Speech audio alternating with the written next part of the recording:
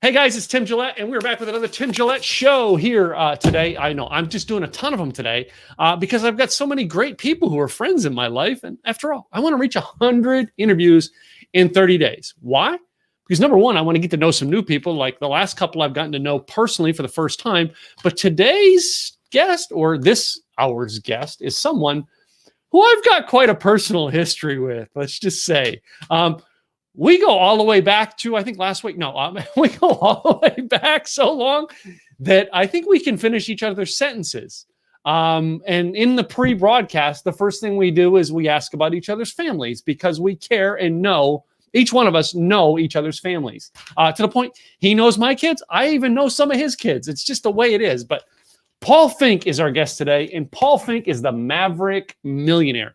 I've known Paul back about 7 years, I think we've known each other, and he is an influencer, all right, and a personal coach, business coach, a mastermind guru, if you want, all right. Paul is just the man I have always led people to when they say, listen, I really don't have a business plan, but I want to be successful. Paul has taken more of those people and made them successful than you want to know. And we're going to find out a little bit about him today. So let's bring him on screen here. Mr. Paul Finck. How you doing, buddy? I'm doing awesome. How are you doing? Good. What was that term? The guru something or other? What? Yeah. The master guru. The master guru maker. Yeah, I've been around enough of them to know that's not necessarily who I want to be all the time. Yes. Ah, I see. Yeah, we'll talk about that. We'll talk about that. So, Paul, first of all right, we're going to ask this on the show because you and I go personal back, personal. Yeah. So how's Debra doing? Good. And for those of you that do not know, Debra is my wife. We started dating 34 years ago. You're old. The last month or something like that.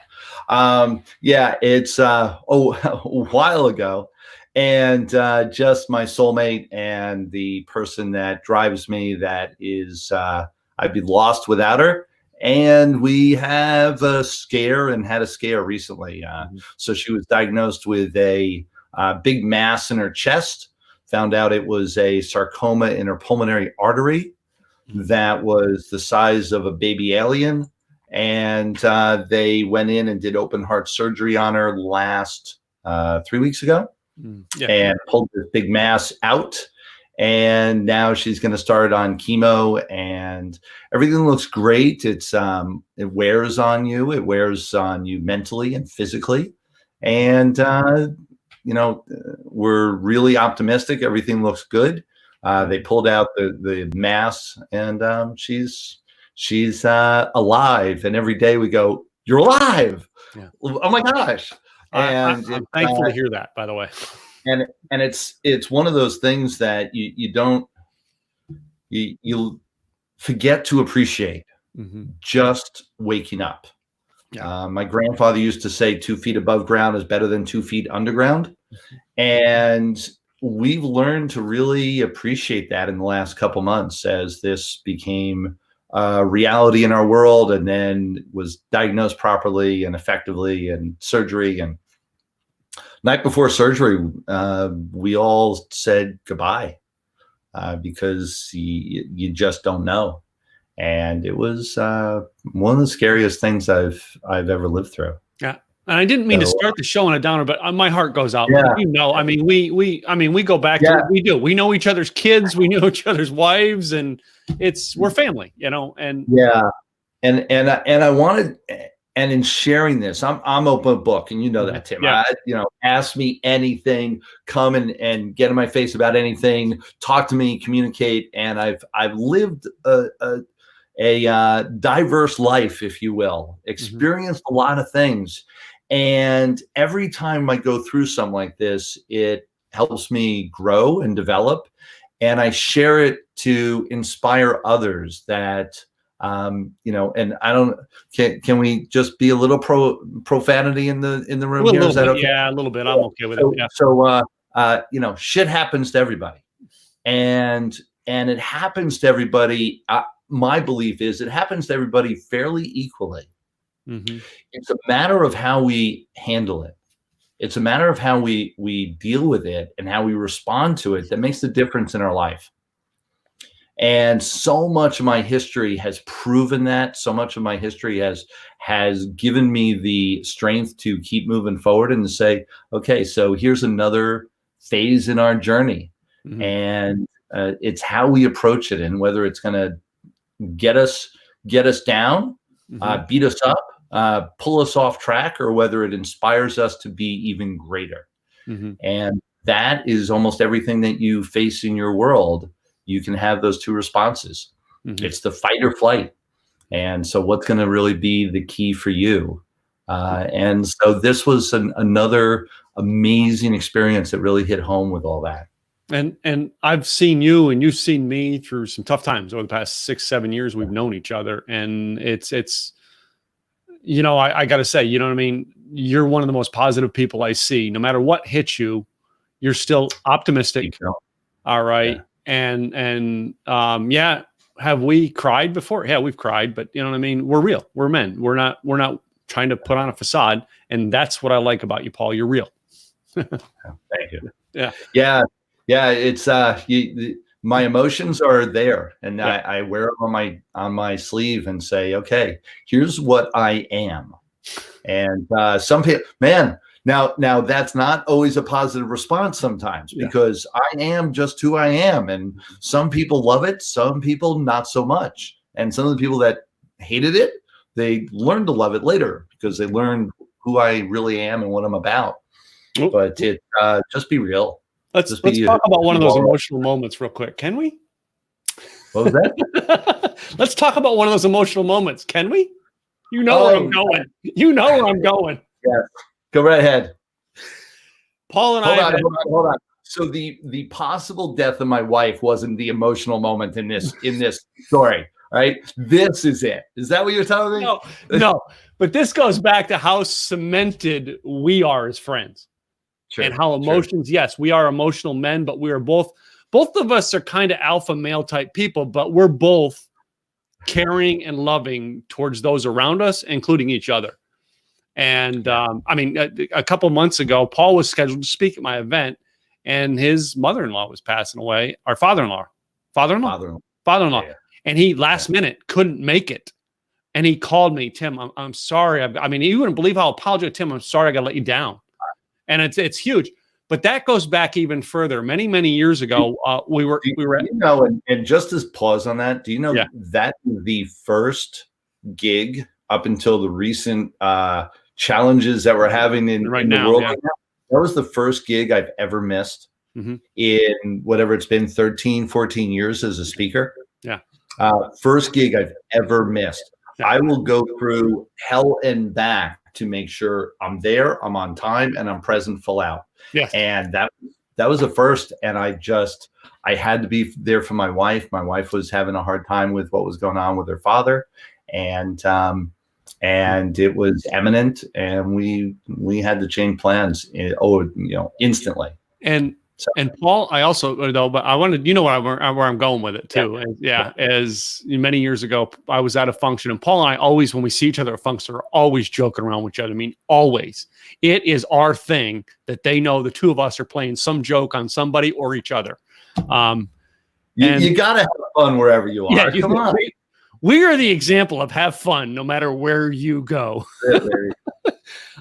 So basically at that event, I was doing some labor work at the event, and I'd hurt my back, and Paul didn't know it because, again, we joke around and goof around like it's nothing all the time. So he had no idea, because I wasn't, the staff knew I was hurting, but most of the people at the event, Paul was just a vendor at the event. He was not a staff member, and he didn't know it. And it was earlier in the day, so I didn't see you for the last few hours, whatever it was, while you were doing this. Yeah. And also realize that both Tim and I are physical people. Yeah. So you get near us, we are going to touch you at one point or another. And not to get funny about it, but we're huggers. We like to touch, hug, laugh, and yeah. We're not just huggers. We're bear huggers to each other. Yeah. Well, not just to each other, but I mean to everyone around us. Yeah. It's man, to say hello and goodbye is a full-time job with us because Yeah. we're hugging everybody in the room. Yeah, it is. It's like if we're leaving a function, all right. It's an hour to start saying goodbye for us. Because we got to say goodbye and hug everybody. But Paul comes up and gives me a from behind bear hug, having no idea that my back was hurting, and I couldn't feel my legs. Like legs dropped out, and he goes, and in my ear, he's going, "You're joking, right?" And I'm like, "No, Paul, I can't feel my legs." And I'm crying, thinking, oh my God, Paul paralyzed me and he's never going to forgive himself for paralyzing. I'm worried about him, not about the fact that I may not have no legs anymore. I'm worried about him. And what were you worried about? I hugged you and all of a sudden you went dead weight. Yeah.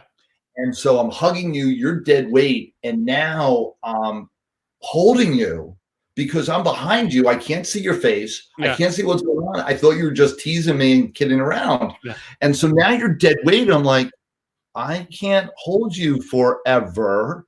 Like, and so I'm saying, Tim, now, in addition to all this, it was basically during an event, hundreds of people are around us and that had no idea what was going on.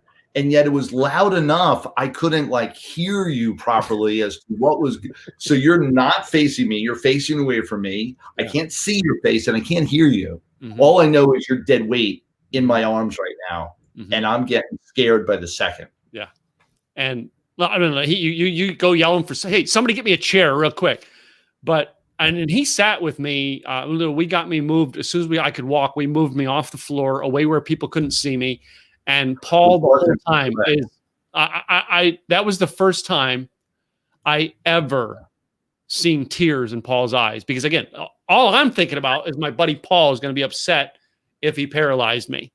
He's thinking, oh my God, I hurt my friend. I mean, you know, and so here's where I was coming up and joking around, and the idea and that a joke. And we've seen it. We've heard stories, one misstep and your life changes. And I was just joking around, giving you a big hug like we normally would do. Only this time in my mind, it was a misstep. All of a sudden you're seriously hurt. And I was in a space where I wasn't able to really compose myself. It burned. And by the time we got you backstage, I held it kind of together while we were in emergency mode. I'm pretty good at that. Some training from years ago. And so emergency mode, I get into action mode and I take care of the task. Once you were in the back and you were sitting down and we were in a quiet space, I don't know whether you remember, but all of a sudden I started bawling. Like it was like uncontrollable tears flying. And even now I'm talking about it, I'm getting all. I still remember the incident, and it was. But that cemented. I think that was a cementing point to our relationship. I don't think you can ever break the two of us up as friends ever again because of that point. That being said, I want to transition this into how you help people. And now people are going to try. I think in that you guys are going to understand how much of a person Paul really is when he helps you. Not just, this is an emotional thing between friends, but imagine that's someone who cares that much to want to help you in business. Now you see why I said he's the man who makes goobers. And what's interesting is that approach is how one is the experiences that we've talked about make me a better coach. I've experienced a ton.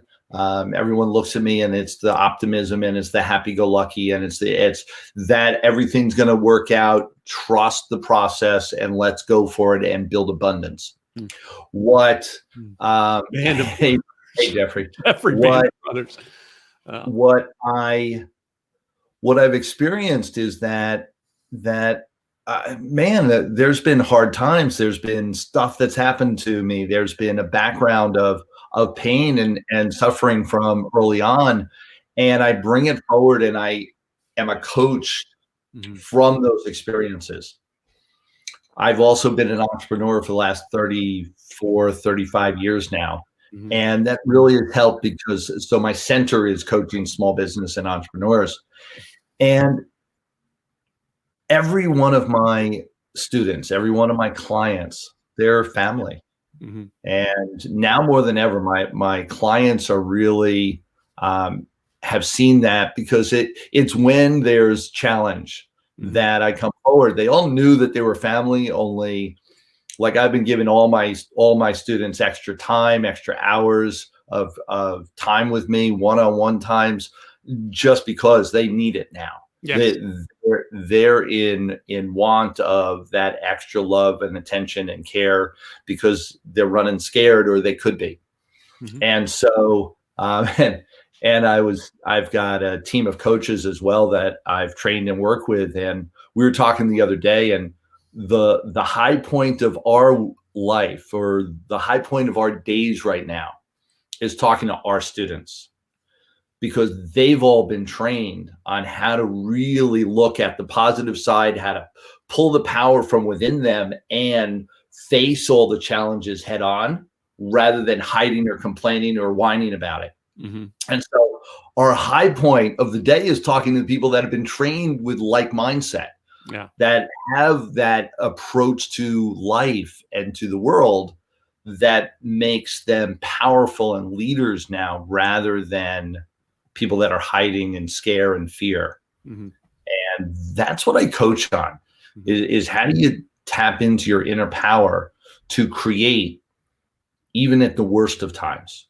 to actually build abundance when everything else is dark, and bring in that bright light to make it so, and to create it from the inside out, because we all have that power. We all have that ability.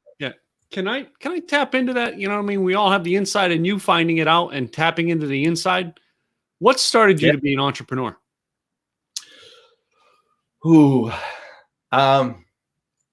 I've been a Maverick. Maverick is a brand, as you know, and it came about pretty much when I met you. So about 6 years ago now, we switched to the Maverick brand. However, it defined me, which is why I latched onto it and hugged it so tightly now, and it's me. I've been a Maverick my whole life. A little bit anti-authority, counterintuitive in my approach. Always when people say go left, I'm looking right, and always been that way. And so from early on, I had always had a group of highly intelligent people that were going the traditional route, and I'd be the one to give them a little spice of life, and a little bit of something different, and a little bit of something special, even when I was in college. And then I had people that were around me that inspired me. I had one gentleman that was fascinating. My father was a doctor, and I worked in his office my whole high school and college career. And there was a salesperson that came in the office that every time he was in there, he had something new that he was presenting, something new he was connected with. He had deals going all the time. And I always looked at him like, wow, how cool. Like, it was always something new, always something different. And he always seemed to be on top of his game, always seemed to have things under control. And that guy really inspired me to say, hey, I want to be him when I grow up. And so I was in college, and this is a funny story because I latched onto him. And when I came, it was my senior year before graduating from college. And during the winter break, I caught up with him and I said, hey, I'm graduating, what are you doing? And he said, I just started a business, started this new company, would love for you to come on board. You'll be one of our key salesmen, and I'll work with you and develop you. Great. So here I am, senior in college, had a straight commission sales position all lined up. And this was with a guy that I idolized, a guy that was a role model. And so I kicked back. What do you do in college, man? I kicked back. Now I'm the true Maverick, right? I didn't go for any interviews, didn't have to go for put together a resume, didn't have to do any of that. I kicked back and relaxed. I had it made, had a job already. I get back, I graduate, get back home, and I gave myself a day or two to just rest up a little. And then I called them and said, hey, I'm ready to start working. Yeah, well, the company's in chapter 13, chapter 11. There's nothing here. We're closing up. That was the start of my Maverick history. So all of a sudden, I'm a college grad, didn't put together a resume, didn't practice any interview process, and I've got no job. No. I talked to this guy, and he said he couldn't bring me on. He was closing up shop. However, he recommended me to a couple people in the industry. And I went on 3 interviews and got 3 job offers within 3 days. Mm-hmm. Really massive action. It's what I teach to this day. Massive action. You want to accomplish something, go after it with a gusto, and don't sleep till you get it done. And it will give you results. And that's what I did. And so I'm 21 years old, massive action, got everything done, resume, get it over there, got the interviews done, and got positions offered to me. And I ended up taking a straight commission position with one of the major competitors. And I asked the guy, like, this company seems to they're paying me the highest. They have everything together. They're one of the largest privately held home care equipment companies in the country. What am I missing here? Why shouldn't I go and work for them? And he said, well, they may be a little shady. So all I could tell you is you're going to do well. It really will have nothing to do with you. And just keep your nose clean, your ears and eyes open, and go for it. Mm-hmm. All right. Good advice. 21 years old, go to work for this company. Just keep your mouth shut, your ears and eyes open, nose clean, A-okay. 1 year later, they were indicted for Medicare Medicaid fraud. Rudy Giuliani, he was the attorney general in New York, and this was his pet project. These guys, 3 owners, absolutely crooked as the day is long, absolutely connected as well. For all those in the Northeast, you may know what I'm talking about. And and they were closed down. Mm-hmm. Now all of a sudden I went from, okay, I was doing well. Within 6 months, I had hired my best friend to work with me because I was doing so well in straight commission. And now nothing. Now they closed the doors. The mm-hmm. feds came in, cleaned up all the file cabinets, took all the computers out, and we closed down. What do I do? I have always looked for opportunity, and people have identified me as an opportunist. And sometimes that hasn't been said in the best of light, I can tell you, only I know it works. And really look for opportunity. There always is one. Mm-hmm. And right now in this day and age and what's going on, there's opportunity abundant right now for you to take advantage of. Mm-hmm. So I found opportunity, realized that the company was one of the largest privately held companies in the nation. Mm-hmm. And it closed its doors like overnight. I was a salesperson. Were there other people like me? Yes, a bunch of them. To this day, I don't understand why they didn't do what I did.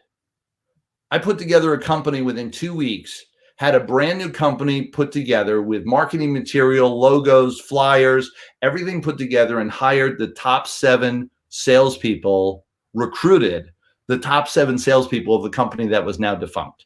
Mm. And they all started reporting to me. Wow. At 22 years old. Wow. And I still to this day don't understand why they didn't do the same thing. The huge opportunity. You had all these salespeople that needed a place to put their business. Mm-hmm. I said, okay, great. I'll be that person. Within 1 month, we had business rolling in, we did about $600,000 in that first year. Wow. Insane. And I was 22 years old. It's finding opportunity in every situation when most people are running for the hills, where most people are burying themselves under the covers. Keep your head clean, keep your emotions in check, and look on the horizon for where the opportunities are. There always will be one. And so at 1, 2, 3, 4, look for them. Yeah. So Paul, I mean, you found that to be the thing that what turned you into being a maverick and being your own entrepreneur. Was there in what you do now, is there a mentor that you can look back on and go, man, that person did maybe one sentence, maybe advice? Is there one mentor you can point to, and what is the advice he gave you? Yeah. I've had several over the years. One in particular that really turned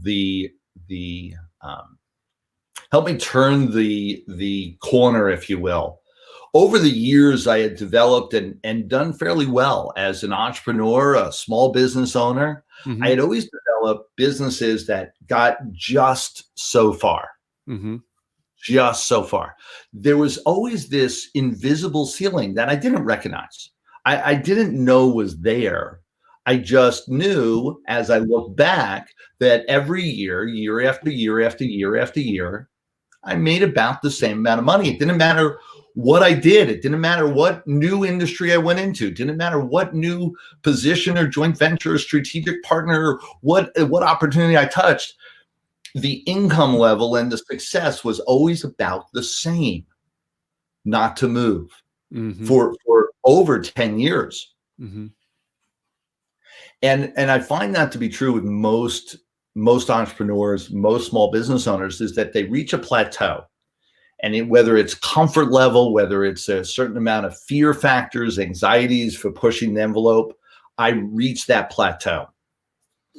And so I was just getting started. And one of the things on a personal note that we haven't mentioned yet, mm-hmm. I not only have a passionate relationship with my wife, I also happen to have 6 children. And so for all of you that's a shocker, it gets even more so. I've got 3 sets of twins. So 6 children, 3 sets of twins. And why is that so profound is that we had 6 kids under 6 years old. And when the last set were born, we went from a family of 4 to a family of 8 in about 14 months.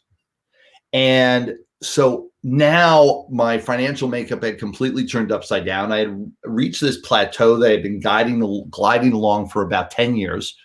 And now all of a sudden, all my finances had gone crazy. I had a family of 8 to support. And I really had to kick my game up to create a new life for us and to sustain the lifestyle we had already started becoming accustomed to with a family of 4. And so I started looking at what builds wealth, what is really going to create more. And so I started looking at real estate, started looking at different strategies for building wealth in small business, and really stepping up. What do I mean by that is getting clear with who I am inside, what was keeping me stopped and stuck, and just looking to break through. Mm-hmm. During that phase is when I found a gentleman, Marshall Silver, and he's somebody that I still turn to and go, wow, I still learn from him, even though the learning I'm leaning on is training he gave me 15 years ago. Mm-hmm. I still reflect on it and go, oh, that's what he meant. Mm-hmm. And what happened during that phase is that he helped me realize that I was playing small, that what was stopping me was my own internal chit chat, my own fears, blocks, and anxieties. And that all my focus on looking elsewhere, looking outside myself, looking externally for the reasons why I wasn't more was all yah. It was a facade. That the real power and strength and the block was all coming from within.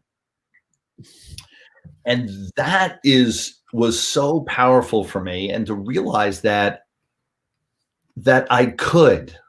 Yeah. That once you decide and you realize that it is internal, you're the one, you're the reason. Whatever you have in your life, you're the reason. Mm-hmm. Whether it's good or bad, you're the reason.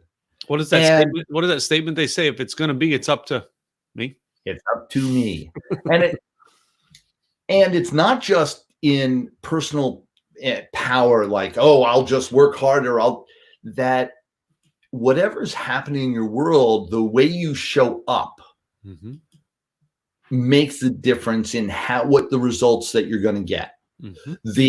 The attitude that you have when you show up, your belief systems that you have as you're going through the process. All these things are key components that I teach on and train on and focus in on to help people come forward and show up with such power that they are destined to succeed in whatever they're going to do. Mm-hmm. Then we fill in the gaps with all the details on how to run a business, how to structure, how to sell, how to organize, how to delegate, how to leverage, all those other things. But man, it starts internal. Yep. And I learned that I had the power, that I could. Just had to step into it. Yep. How Paul, has that affected your training? Because now you're training people in the same way. Oh my gosh. Everything that has followed, and I'm going back. I've been a coach now for somewhere around 15 years. Mm-hmm. And it's really been a powerhouse journey. I'm living a life that I never imagined I would live. I never imagined that it was within me to have this life. And I stepped into a arena of millionaires, multi-millionaires, and went, wow, what's this? Not knowing that world even existed. Mm-hmm. I was making about $100,000 a year. We had a good life that gives you enough money to go out to dinner once in a while, go on one vacation a year, and live fairly comfortably until you have 6 kids. Then you've got to step up a little. And what I learned is that that the difference between that multi-millionaire and me, there wasn't any difference. Like, they weren't more intelligent, they weren't better looking, they didn't have more opportunity or more resources. It just was, they had decided that they could. Mm-hmm. And then they did. And so now I teach the same lessons and then some. I do have a background in psychology. I have been certified in hypnotherapy. I have been certified in neurolinguistic programming. I do also have 18 years experience in real estate investing, and was a mortgage broker and a realtor. And I have a large, ran multiple different distribution companies, done multi-level marketing for like 25 years now. A lot of vast experiences, and read and studied continuously for the last 35 years. Mm-hmm. And the understanding that it could all be applied and create the life that I wanted is a lesson that is worthy of repeating over and over and over again, because people need to hear it, that they can. Is that something that you talk with a lot of your clients? Is the you can conversation in a lot of the conversations you have with your clients? Oh, it's they're going through the same stuff you went through. It's the start and the finish. Like this week, I've been doing Facebook Live every single day, and the start and the finish is all about this too will pass. Mm-hmm. That keep your head about you when others are losing theirs, that you have the power within you to move through this and absolutely succeed, not just survive. You're able to thrive right now. How do you do that? Let's start with just understanding you can, and then repeating it over and over again, because that really helps. That affirmation for programming yourself. Mm-hmm. And once you have that positive mental attitude, now you're actually smarter. They've done tons of studies on this. Smile, have a positive mental attitude, believe you're happy, and you will be smarter. You'll be more influential. you'll be able to engage with people at a higher level by 30, 40% more than you would be having the other attitude. So it's not just yeah, and I'm not one to go yeah, let's just go. There's absolute science behind what we're talking about here, and a way to apply it that is strategic to explode everything that you're doing. Wow. So at this point in time, I mean, you said it earlier, you're kind of doing an awful lot of conversations during our current crisis we're going through in America and around the world. An awful lot of spending an awful lot of time one-on-one with your clients. Hey, let me help you. Are you doing that right now? Oh, it's every day. Yeah. Every day. And I opened up to my upper level students, more time with me, whatever they need, they can reach out and lean on me. And we're absolutely doing more and more for all the people that we meet. And being here with you, we're doing a ton of these type of interviews, because we have the power, the time, the authority to be able to do it. And it's so important now to reach out and to make sure that everyone's okay. Yeah. Because people don't have the tools that we have to be able to do what we do. So speaking of people who don't have the tools, Paul, there's a lot of people on this call today, who are or even watching it in the recording, who may wish they had the tools. Do you have an opportunity for them to reach out to you, or do you have events coming up scheduled? What do you have? Tons. And so we've got events, and in this day and age, there's events scheduled, and we'll see when we can all show up for them. And so we usually I do boot camps about 5-6 times a year. We actually were on track to do 8 boot camps this year. And so we had reached the height, and now we had to cut back on a couple of them. Only we're still going to get in a ton over by the fall of this year and even the summer. So everybody will have access to that, and we'll be able to reach out to everybody for those. In addition to that, right now, one of the major components that I'm finding is stress management and understanding keeping control of your mind, as well as what are you doing with your time. And time management, time prioritization is really key right now. So many people are in a position that they're not used to. I'm used to working from home. You're used to working from home. So many people are not used to working in the environments that they're in. And even the ones that were, they still need these lessons. And so I put together a great pieces of information, really key steps for you to apply in your time management and getting control of your time right now, so you can take the most advantage of the time that's being allotted to you. And that's really key. And so if you go to getyourmaverick.com, getyourmaverick.com, and in there's going to be a ability, you're going to be able to download a paper I wrote and a documentation on really step-by-step process on how to get control of your time, how to get control of your day, how to really get clear so that you're getting more done in less time. Who here wants more time in their day? This is how to get it. And we've got some other tools and everything that is going to come along with that you're going to be able to access, and just some great stuff. So connect with that. And when you do that, we're also going to give you opportunity to come and talk to me along the way. So when you opt in for that, realize, I think it's the next day, we'll be offering up the ability to be able to speak to me. And totally, none of this is charged. None of this is there a dollar amount connected to it. You're able to get tons of information, tons of access to me in this day and age, without any charge whatsoever. So it's almost like you provided something for him to say, hey, let me help you get to where you got to go. When you get out of this, maybe then you might want to take it to the next level. Yeah. And that's where, and I know you have that same heart, and so do I, and what's going on now, we're in a space that we're going to be okay. We're going to survive this and do just fine. And there's so many people that aren't, or that are in a space where they don't know how.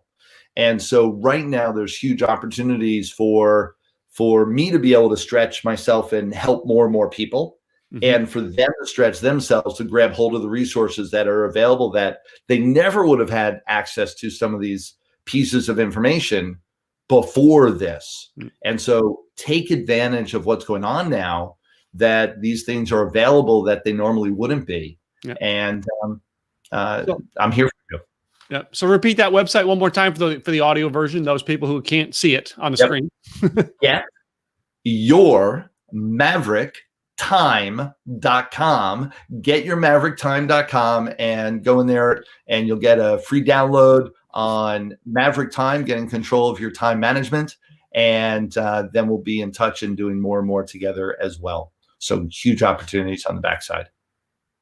So Paul, I like to kind of wind things down here, and I have a little game I like to play at the end of my podcast. You like games, don't you? I will say, every time I've known you that you say, I've got a little game, I've learned to be warned. Right? Just so that was your warning. I'm ready for you. Yes. So my game is called This or That, Paul, and I like to give about 7 random questions, and you just get to answer them. Some of them are fun. Some of them are kind of a little bit to know about you. So here we go. I'm all ready. Island getaway or city penthouse? Say that one more time. Island getaway or city penthouse? Oh, I like both, only my go-to is the island getaway. Mm-hmm. And I will say I do mastermind meetings on islands all around the world now is what I do. And I always tell people, I joke, it's like, why do I bring my mastermind group to an island like this? Mm-hmm. And everyone's like, oh, well, it's good for us. It's fun. It's this and that. And I say, no, because I like it. And if I'm going to spend another week doing work, I may as well pick a place that I love to do my work in. And so we spend probably a month a year on islands all around the world and just chilling. Cool. So how about this one? Spring or fall? Spring or fall? I like both. Spring I like because it's summer and we open up the pool and everything's great. However, I've always loved fall, like in my heart and soul. Mm-hmm. I was and it goes way back when I was a kid. I was a soccer player when I was a kid. And soccer season is in the fall, and it meant we got to go outside and play more soccer and have games and some competition, and I love that season because of that too. It's a fun time. So how about East Coast or West Coast? Oh, I'm let's see. I'm an East Coast person, if you could not tell. I grew up in New York City, cut my teeth cold calling in Midtown Manhattan. So you want to know sales and negotiations, man, that there's no better learning ground than that. Mm-hmm. I like vacationing on the West Coast. However, living, East Coast is still my heart. Okay. Red pill or blue pill? Oh, always the red pill, baby. Always the red pill. I knew your answer on that one. I warn my students, I will bring you down a rabbit hole. Are you sure you want to go? Because life will never be the same again. Yeah. This next one here, this next one's kind of a simple one. Beer or wine? Beer, actually. I think you and I have had a lot of beers together, so yeah. Yeah. Another simple one, hamburger or taco? Hamburger. I'm actually again Northeast. Yeah, it's not the home of the taco. Yeah. So these last two I have, all right. This next one could create wars if you have it right now. And that is toilet paper, under or over. Definitely over. Don't understand under. Absolutely. And yes, we have it. One of the big advantages of having a large family is you always stock up on toilet paper. So when the travesty happened here, oh my gosh, everyone's short of toilet paper. I was like, I could probably open up a store. We had a couple cases. It was perfect. So I got to tell you, the best answer to that this week was someone I introduced you to was Cammie Baker. Cammie response to that goes, if I'm dating a guy and I go to his house and it's under, I switch it over. And I'll do that 2 times. If I have to go back and do it a 3rd time, I'm breaking up with him. Everyone's got their limits with relationships, I know. just now we know hers. Yeah, Cammy has now been quoted on every podcast this week from that one statement. Yeah. Here's the concern is that the next person that she dates is going to be able to fake her out. And that's never good. Yeah. Be careful of putting all your criteria out there. Yep. So last one, boxers or briefs? Briefs. Okay. See, it wasn't that hard of a game. No, we're good. We're real good. Yeah. Great questions. Fun stuff. Paul, it's been great having you on the show today. All right. One more time, tell them that website that they can get a hold of you. GetYourMaverickTime.com. You'll get downloads, you'll get free stuff there, and really help you out in how to get control of your life in this mayhem that you may be living in right now. Yeah. Well, guys, that's the wrap to another broadcast. All right, the Tim Gillette Show. Thank you, Mr. Paul Finck, for coming in here today, spending some time with us. All right, go find him out at GetYourMaverickTime.com. And we'll be back with another episode real soon. Until then, we'll see you later. Bye. It's been a pleasure, guys. Take care.